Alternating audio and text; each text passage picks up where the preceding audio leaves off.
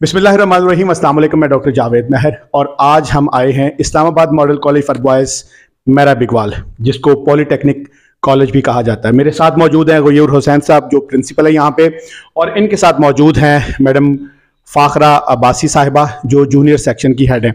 हम इनसे जानने की कोशिश करेंगे। पहली बात तो सर अस्सलाम वालेकुम। वालेकुम सलाम सर, बहुत शुक्रिया आप तशरीफ़ लाए, हमारे लिए एजाज़ की बात है। अच्छा सर और मैडम, आप दोनों से मेरे जो सवालात हैं वो एक ही तरह के हैं।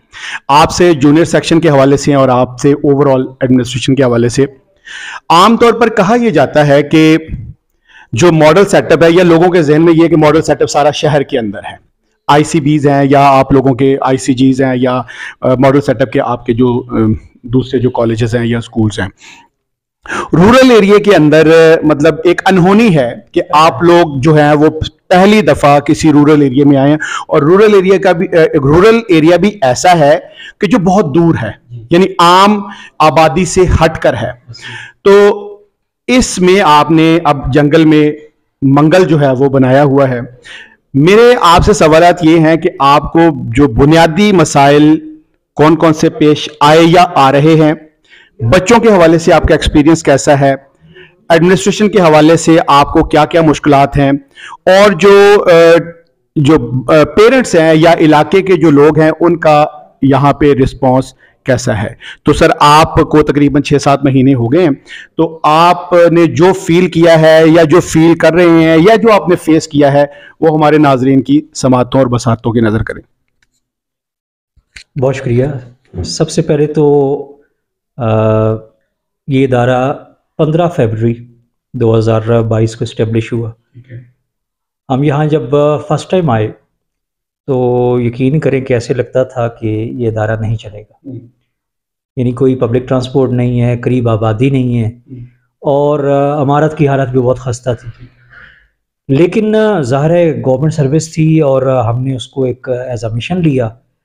तो शुरू से हमने एक पहला जो इशू हमारा हमने फेस किया वो था यहाँ पर लोगों का ट्रस्ट डेफिसिट, क्योंकि इमारत बने हुए कुछ 30-32 साल हो चुके हैं।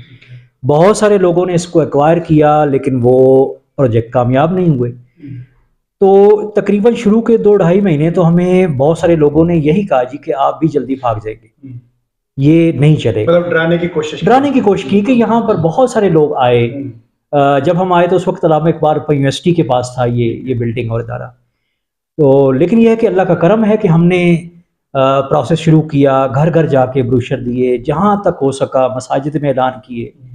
और फिर मैं शुक्रगुजार हूँ अपनी इंतज़ामिया का, एफडी का, डॉक्टर साहब का, जो डायरेक्टर जनरल हमारे मलिक साहब का, कि उन्होंने इंफ्रास्ट्रक्चर हमें बेहतरीन बना के दिया। फर्नीचर, बिल्डिंग की मेंटेनेंस, इसकी रेनोवेशन और स्टाफ।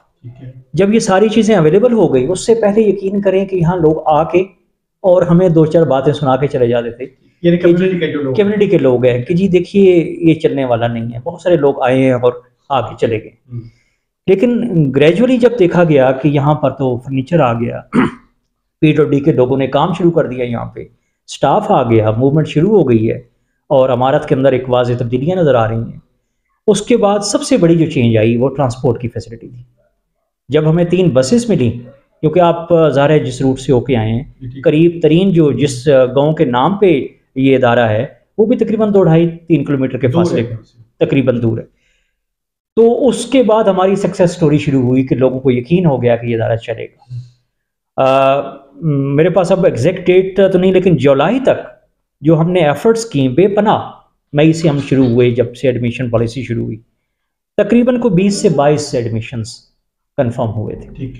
लेकिन जैसे ही इसमें मैं डॉक्टर मोहम्मद यासीन आफाकी साहब, जो जिनके पास ये चार्ज था इस इदारे का, उनकी भी एफर्ट्स को मैं सलाम पेश करूँगा कि उन्होंने F8 से फर्नीचर, ऑफिस का, क्लासरूम्स का, स्टाफ भेजा, माली भेजे, FDE के डायरेक्टर साहबान का शुक्रिया जिन्होंने DG साहब के अहकामात के मुताबिक यहाँ पर, तो यानी ये वो लोगों को अब एक विजिबल चेंज नज़र आई। और फिर रैपिडली एडमिशन्स ऐसे हुए कि जब हमने सेशन स्टार्ट लिया 15 अगस्त से, तो विद इन 15 डेज अब हमारी 500 प्लस एडमिशन्स चले गए। तो आपने अब बहुत सारे सवाल किए, उसमें से एक इब्तदाई मुश्किलात का वो तो ये था कि इंफ्रास्ट्रक्चर डेवलप करना और एक वीरान इदारे को जो कि 30 साल से बंद पड़ा है उसको खोल के फंक्शनल करना, ये एक बड़ा चैलेंज था। दूसरा यहाँ का ये है कि हमारी असेसमेंट, चूँकि मैं शुरू में पढ़ाता रहा हूँ यहाँ क्लासेस में, बच्चे देहात के मुख्तलिफ छोटे छोटे गाँव से आए हैं तो काफ़ी कमज़ोर, उनका जो एकेडमिक बैकग्राउंड या उनकी ग्रूमिंग है उसमें बेस नहीं है। इवन बहुत सारे बच्चों को लिखना नहीं आता, रीडिंग नहीं आती, लेकिन हम उसमें मतलब पूरे पुरज़्म हैं कि इंशाल्लाह हम उनको आहिस्ता आहिस्ता उस मैयार पर ले आएंगे कि जो हमारी ड्रीम है या जो हमारी ख्वाहिश है। तीसरी बात पेरेंट्स का। अब हम लोग चूँकि मेन सेक्टर्स में, मैं FIT 4 में तकरीबन कोई 20 साल मुसलसल मैंने वहाँ सर्व किया है, लेक्चरर से लेके वाइस प्रिंसिपल तक, तो वहाँ पर पेरेंट्स का फीडबैक बहुत है, उनका इंटरेक्शन हमारे साथ बहुत है। ओपन डेज या रिजल्ट डेज के अलावा भी अगर हम कॉल करें तो पेरेंट्स उसी दिन या अगले दिन ज़रूर आएगा, कंप्लेंट है या कोई इशू भी है। उसकी निस्बत यहाँ पेरेंट्स को हमारे वाइस प्रिंसिपल हाफिज साहब को 3 दफ़ा फ़ोन करते हैं, चौथी दफ़ा भी वो आ जाए तो उनकी मेहरबानी है। बच्चों के जेन्युइन इश्यूज़ पे भी वो पार्टिसिपेट नहीं करते, लेकिन उसमें भी मैं कहूँगा ऑब्जेक्टिवली कि एक तो इलाके में गुर्बत बहुत है, मेजॉरिटी जो हमारे पास बच्चे पढ़ रहे हैं ये को वेल ऑफ फैमिलीज़ के नहीं है, जो वेल ऑफ थे वो सेक्टर्स में चले गए, इस्लामाबाद में या बड़े सोसाइटीज़ में। यहाँ जो रह रहे हैं वो ज़्यादातर गरीब लोग हैं। उनके पेरेंट्स का मैंने ऑब्ज़र्व किया है कि या तो वो टैक्सी चलाते हैं या किसी बिल्डिंग में गार्ड हैं या कहीं पर मामूली किस्म की जॉब्स करते हैं।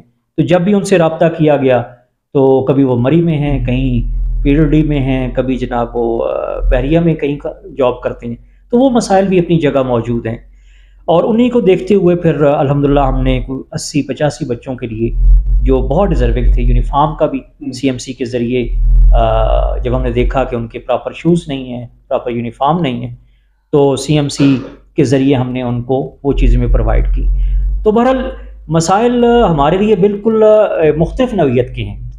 हमारे यहाँ वो सारे जो 20 साल के एक्सपीरियंसेस थे मेन सेक्टर के, उससे हट के हैं। मसलन बच्चा लेट इसलिए आ रहा है कि उसकी बस मिस हो गई थी और पब्लिक ट्रांसपोर्ट नहीं है, यह अब इशू शहर का नहीं है।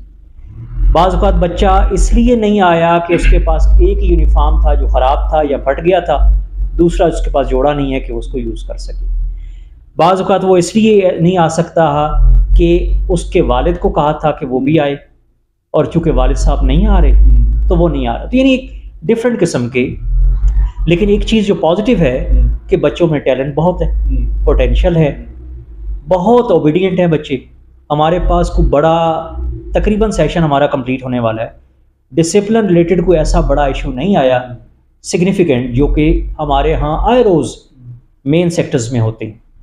बच्चे इन तमाम फैसिलिटीज़ से, टीचर्स से बहुत मुतमईन हैं और आहिस्ता सा वो रियलाइज़ कर रहे हैं कि ये जो सहूलत उनके घर पे आई है ये कितनी उनके लिए इम्पॉर्टेंट है।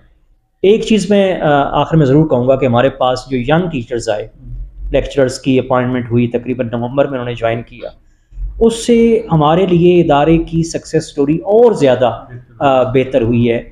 तमाम सब्जेक्ट्स में हमारे नौजवान असातिज़ा आ गए हैं और ये अपने पूरे पोटेंशियल से पढ़ा रहे हैं, हाली क्वालिफाइड हैं, तो इनसे भी एक नया जज्बा हमारी पूरी टीम में आ गया।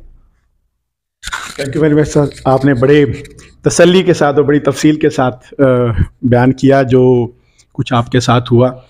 बहरहाल बहुत बहुत मुबारक हो आपको और आपकी टीम को और आपसे पहले जो लोग यहाँ पे थे जिन्होंने ये ईंट रखी, जिन्होंने ये बुनियाद रखी। मैं पहली दफ़ा यहाँ पे आया हूँ और मुझे खुद बहुत अच्छा लगा, बल्कि मैं खुद चूँकि 4 साल से रूरल एरिया का एक इदारा चला रहा हूँ पिंड बिगवाल, तो मुझे लिटरली यहाँ पे आके जेलसी फील हो रही है और मुझे मतलब ये इस पे वाकई काम हुआ है, इंफ्रास्ट्रक्चर के हवाले से, क्लासरूम्स के माहौल के हवाले से, और फिर सबसे बड़ी बात यह है कि सब्जेक्ट टीचर्स यहाँ पे मौजूद हैं और कन्वेंस का इशू नहीं है बच्चों के लिए। अच्छा मैम, आपसे पूछेंगे क्योंकि यहाँ पे रूरल एरिया में सबसे बड़ा प्रॉब्लम, जैसे सर ने भी कहा और मेरी अपनी भी ऑब्जर्वेशन ये है कि यहाँ बच्चों की बेस नहीं है। क्योंकि जब हम बात करते हैं कि जी एक ट्राइंगल बनती है जिसके तीनों कोनों पे, एक कोने पे टीचर है, दूसरे पे वालिदैन है और तीसरे पे बच्चा है, तो यहाँ पे ये ट्राइंगल इसलिए कंप्लीट नहीं होती देहाती इलाके में कि यहाँ पे वालिदैन गायब है। जी बिल्कुल। इसका मतलब ये हुआ कि हम टीचर्स का रोल, टीचर्स के हटकर वालिदैन का रोल भी यहाँ पे बन गया। बिल्कुल, हमने हम वो गैप भी रोल हमने प्ले करते हैं इस तरीके से। आपसे मेरा सवाल ये है कि आपसे बात बहुत छोटे बच्चे आते हैं। अच्छा, एक बात मैं यहाँ पे ऐड ऑन करना चाहता हूँ कि ये इदारा इसलिए भी लकी है कि यहाँ पे फीमेल स्टाफ भी मौजूद है, फीमेल टीचर्स मौजूद है छोटे बच्चों के लिए। तो मैम, आप चूंकि जूनियर सेक्शन की हेड हैं और आप भी आईसीबी से माशाल्लाह आई और आपका सिटी का एक अच्छा खासा एक्सपीरियंस है, वहाँ का एक्सपोजर है 20 ईयर्स का आपने बताया, तो यहाँ पे आपको कैसा लगा और आप समझें कि आपकी सक्सेस क्या है? और ये जो छोटे बच्चे हैं जिनकी बेस कमजोर होती है, ये लोअर मिडिल फैमिली से होते हैं, इनको आपके पास क्या फार्मूला है या क्या प्लानिंग है, आप किस तरह से इनको डेवलप कर रही हैं? बिस्मिल्लाहिर्रहमानिर्रहीम। बहुत शुक्रिया जो आप यहाँ हमारे इदारे में तशरीफ़ लाए और हमें जो है अपने ख़यालात के इज़हार का मौका भी दिया। तो मैं समझती हूँ कि हमारे जो वालिदैन हैं यहाँ पे, उनकी तरफ से हमें ज़ीरो रिस्पांस मिलता है और यही वजह है कि एक टीचर को जो है वो वालिदैन का भी और टीचर का भी दोनों का रोल अदा करना पड़ता है। तो इस यहाँ से इवन जब ये इदारा खुला था तो लोग मॉडल कॉलेज के शौक में, यकीन करें, जो बच्चे बिल्कुल किसी स्कूल में भी नहीं पढ़ते थे वो भी फ़ौरन आ गए। अच्छा। और हमने, चूंकि हमें बच्चे चाहिए थे पढ़ाने के लिए, तो हमने ये देखे बगैर किसी एग्जाम्स के हमने उनको दाखिले दिए यहाँ पे।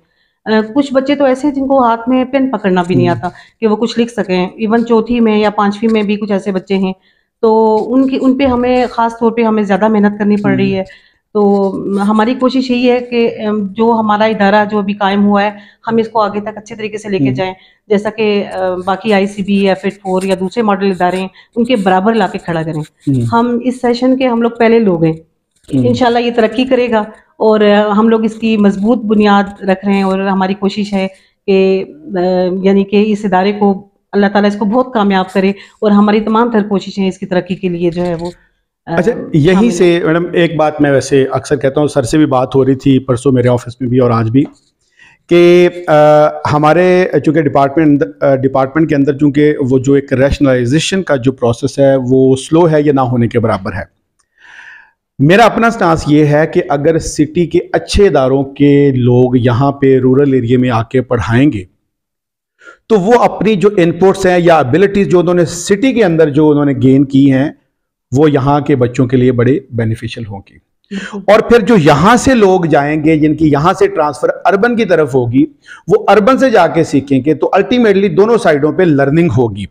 तो ये जो एक जो प्रोसेस ऑफ सर्विस है कि हाँ कुछ अरसे के बाद या कुछ सालों के बाद ट्रांसफर का, तो ये एक लिहाज से ये टीचर्स के लिए इंसेंटिव भी होगा कि भाई मैंने अगर 3 या 5 साल लगाने हैं, उसके बाद मैंने सिटी की तरफ जाना है, या सिटी वाला यहाँ पे उसको पता है मैंने 3 या 5 साल के बाद वापस जाना है, तो मेरे ख्याल में उससे ग्रोथ थोड़ी और बेहतर होगी। हमें इब्तिदा में ये बात कही गई थी कि आप लोग इस सेशन तक हैं, नेक्स्ट सेशन में नया स्टाफ दूसरे लोग आ जाएंगे। वैसे मैं आपको एक बात बताऊं ऑन द लाइटर नोट,